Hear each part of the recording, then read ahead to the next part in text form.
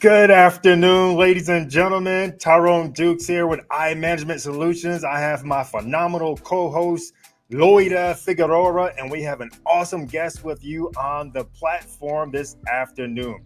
We have Dr. Shay Lillard from Shay's Seafood and Restaurant. And guys, she has some power-packed information that she's going to share with you today. She has a plethora of information that she wants to share, and we want to just give her this opportunity to share this wealth of knowledge with you on today. Thank you, Loida, for joining us. Thank you, Dr. Shay Lillard, for joining us, and we're just going to go ahead and get started. Let's rock and roll, guys. Let's do it.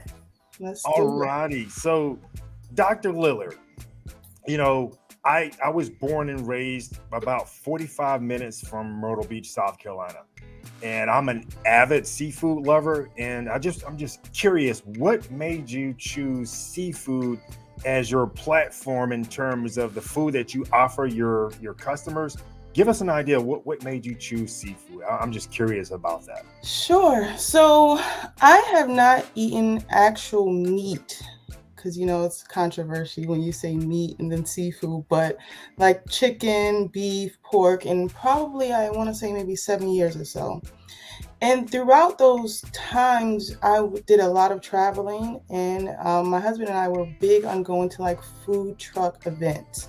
And I realized that there were very few food trucks that catered to people who eat only seafood or pescatarians.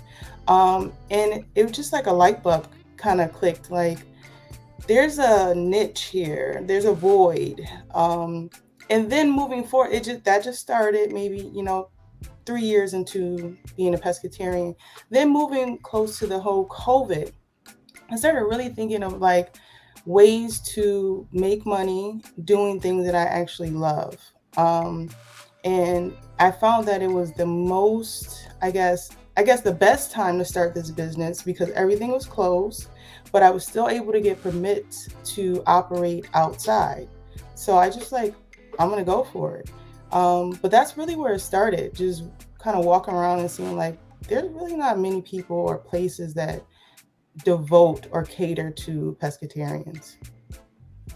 Awesome. So I'm just curious. I know that you have these multitude of distribution methods, right? You have your food truck. You pretty much distribute your products in restaurants. Talk to us about that aspect in terms of, just give the audience an idea of the multitude of ways that they can obtain your food. Sure. So again, once I started thinking about making this a business, I started to think about the many ways that you can sort of eat off of one sector of your business or aspect, I should say. And I didn't want to just think just short term, just a food truck, right? Because it's a lot of work in terms of having a food truck. There's nothing passive about it. And I'm always thinking long term of like, how can I create some freedom? I can't be the person that's out there 7 days a week forever cooking, right? While I would love to, but I don't want to forever. So I started thinking of all these ways that I can make this live on without having to always be involved. So the first thing is, once I started cooking, everyone was like, what is this season with? Like, it tastes like New Orleans. Everyone is always talking about like it tastes so Southern. And I'm from upstate New York, but my family is from the South. So that was like, again, a light bulb. Okay, seasoning. Immediately, it's time to package this, sell this, put this into stores. But first, I started just selling it on the streets while I was on the food truck. And it was kind of flying. I'm like, well, that's good, but it's only selling when I'm out here. So I started thinking of how can I get this into stores? And that's actually when I met Loida. I think being member of the Chamber of Commerce, well, that's how we connected, but I started to post about these seasonings. So that was how that happened. Then I started to also think of other ways.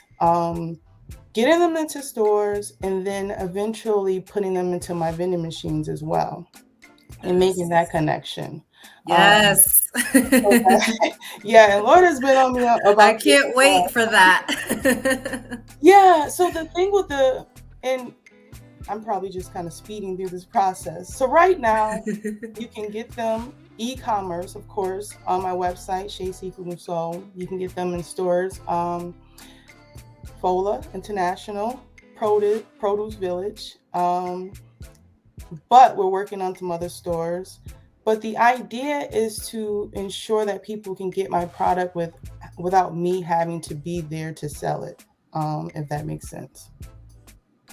It does. And ladies and gentlemen, listen, she's utilizing Loida to help in this distribution process. So I already know that's going to be phenomenal. That is already off the charts because Loida is involved. We know that Loida is a heavy hitter in this area. So Loida, you're an absolute phenomenal individual. So Dr. Shea Lillard, you couldn't have picked a better person to work with in this particular area. So it was definitely a divine connection, because I feel like when a person is as driven as Dr. Lillard is and just knows what their goals are and what they're shooting for, it makes it so easy to just be able to show her the path, and she just takes off on her own. And that's why I love partnering with her. I love working with her because she knows exactly what she wants and how she wants it. And the ability to be able to just walk in and present herself with her branding. I mean, she's just taking off, and I really believe and know that she's going to be the next big, seafood seasoning brand, and providing the best seafood options for her customers. There's always a long line every time she's out there selling her food, and she's constantly getting booked. So there's no other reason why wouldn't I want to work with her? So speaking of long lines, I'm just curious, Dr. Lillard, what is your best-selling dish, and why do you think that dish is so popular?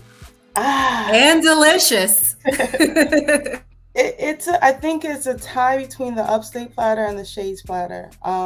Both of them are similar. The only difference is the Shea's platter, you get everything on the menu.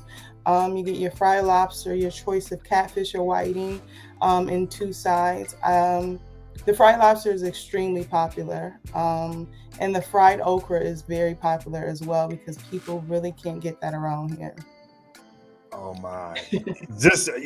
My eyes just rolled in the back of my head just now, because I'm sitting there imagining and just envisioning, what this platter looks like. And I'm going to take a trip one day. I'm going to just have to fly up and test these dishes out.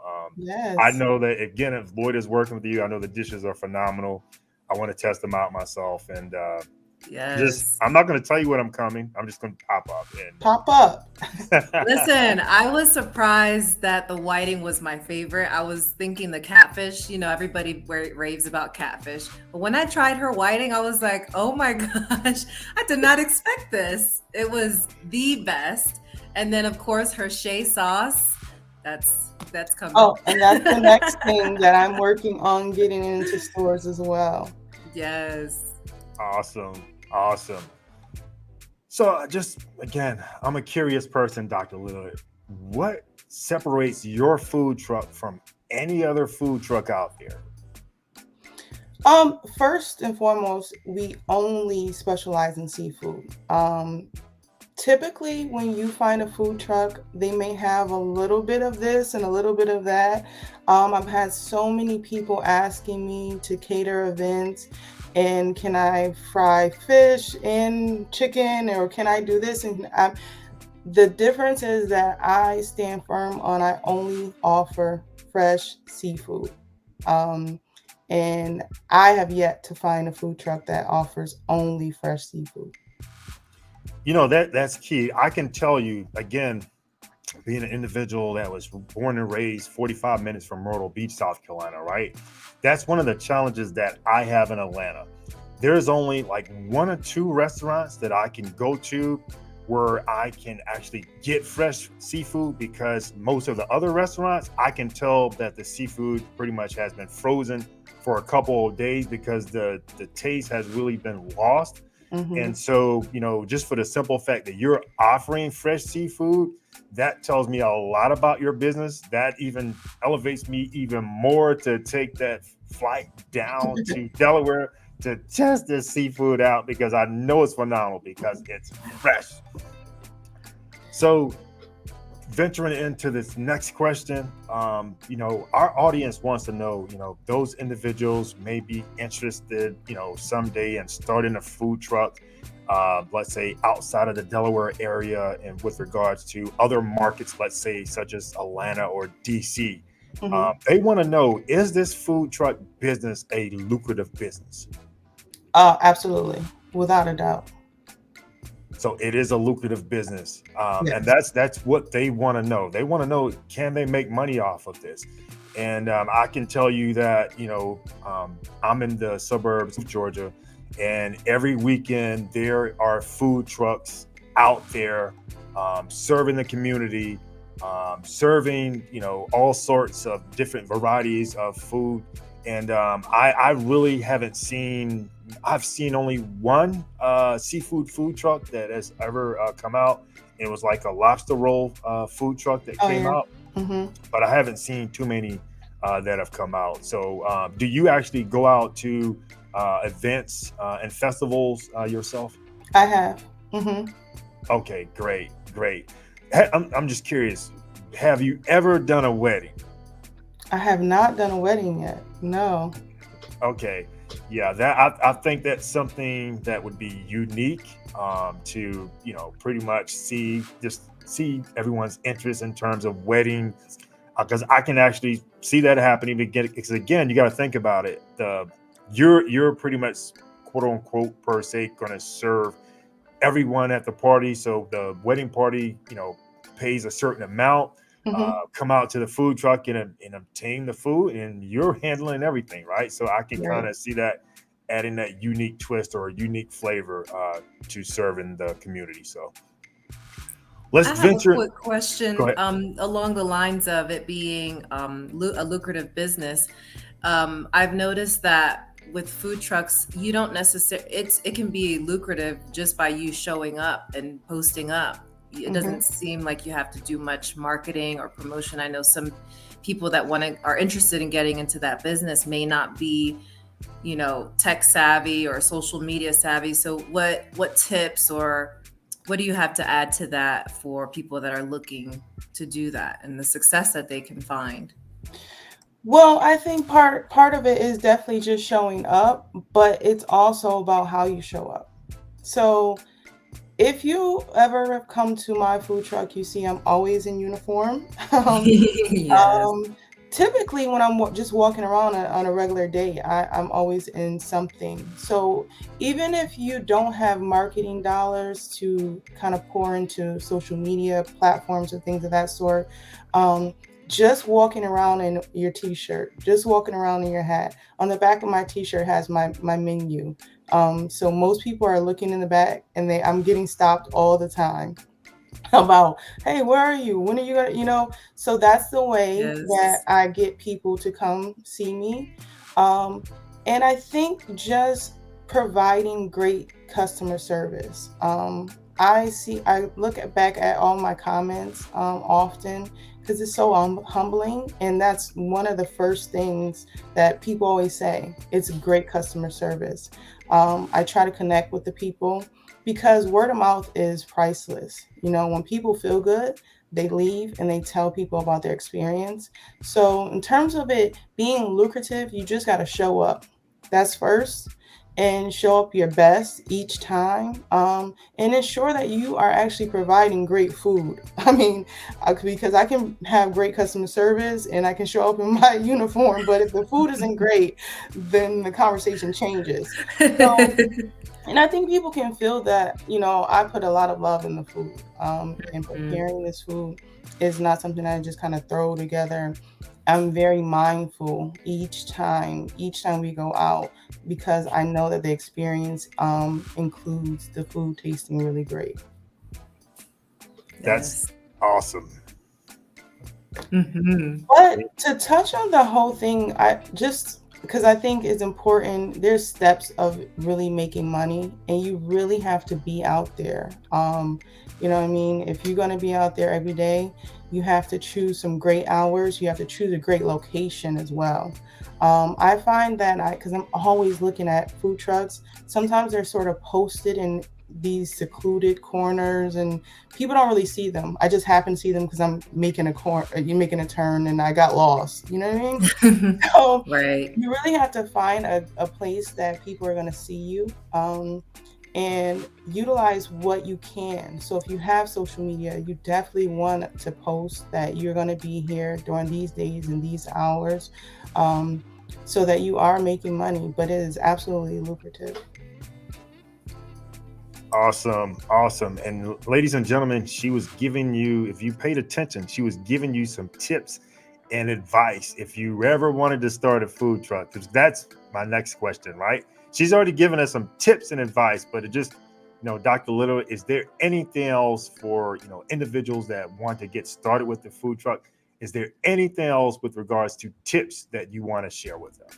Oh man, I probably can go on and on about this, but I think the first thing that's most important in starting this business in any business, the being able to differentiate the yes and the no's, and not getting hung up on either one of them. For me, a yes, when someone tells me yes, that just means that we're going to move forward. If they tell me no, that means I'm just moving along. It doesn't matter to me, but it did in the beginning. So I tell people that you have to quickly get over this because it will be a lot of no's. And no's in this business with a food truck is simply asking someone, can I post up here? Can I post up in front of your business? And people might say no. Can I put my seasonings in your stores? They may say no. But no, and the no is just for that term. It doesn't mean that you can't circle back and it might be a yes, but you can't be hung up on either one. Don't get too excited about the yeses either, because in business, people will tell you yes. And then when it gets down to signing on the dotted line, things change. And you don't want your confidence to sort of crumble because of that failed, quote unquote, failed yes. So I tell people don't get hung up on either one of those. In terms of business, you really want to focus on getting the business part right. We as creatives, we get really hung up on being creative and wanting to get our ideas out that we fail to get the business part. After I get off this call, I'm literally going to pay my business taxes. Things like that are very important, because if I don't, I can't renew my permit. Making sure that things are copyright, because I have logos all over with my Shea Seafood and Soul, with the vending machine, like things like that. We have to really devote time to ensure that the business part is correct, because that next move can be extremely major. You might get that call from a major chain and they're ready to get your seasonings in their store, but the business part isn't correct. So now you have to kind of backtrack to get all of this, and you might lose out on a deal. So I even am really focusing on devoting time and sort of putting a day or two to just ensure that the business part is correct, so I can be creative and free. Those were some helpful nuggets for individuals to get started. Dr. Lillard, oh my God, you shared a wealth of information on here today. Look, guys, she said, in addition to just going out there with your food truck and serving the community, you need to make sure that business side is right. If you don't have the business side right, you're not going to be able to have the necessary permits and licenses to go out and serve the community. You're not going to be able to post up at high traffic gas station areas and serve the people of that area if you don't have the proper permits or licenses or permission. So guys, this is some very helpful information. Dr. Lillard, if they wanted to get in contact with you, I want to kind of put this in a twofold. If they want to, come out and pretty much obtain your seafood to eat, I want, you share the contact information for that. In addition to that, for individuals that are looking to, delve into the restaurant industry and or start a food truck, how should they contact you? Sure. So I'll answer the second question first. I can be contacted at shayseafoodandsoul.com. I have a link there that if you want to contact me, you can always just fill out the form. I get that information directly to me. I'm on all social media platforms, Shay Seafood and Soul, Instagram and Facebook, and I am very active, so I will communicate with anyone who contacts me there. And in terms of coming out to see me, so I am mobile. So I am all over the place. Typically, I'm in Smyrna, Delaware at 239 North DuPont Highway.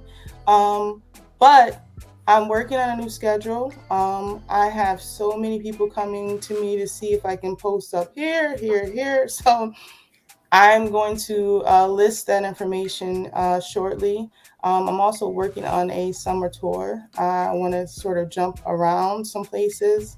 Last year, we went to a few places in North Jersey, all the way upstate New York. But we want to sort of see where else we can go. Maryland's, DC's of the world. Yeah, maybe even Tyrone is thinking about his hometown. Yeah, so that's part of the what I'm trying to cook up right now. Awesome. Loida closes out. Loida. Well, you guys heard it from the best. Tyrone, I appreciate you having this platform for us to be able to talk about business and be able to offer opportunities to other entrepreneurs to share their wealth of knowledge, such as Dr. Lillard has shared today. And for those of you that are watching, please make sure that you continue to follow us on YouTube at IMGTSOL, iManagement Solutions, and that you support our guest today, Dr. Lillard, and her website and her social media. And be sure to follow me as well on Instagram at Loida E. Figueroa. It's been a pleasure hanging out with you guys today. And please, again, support iManagement Solutions YouTube channel so that we can continue to bring this type of content. Feel free to give us any feedback and things that you guys may want to share or any guests that you guys would like for us to have on the show.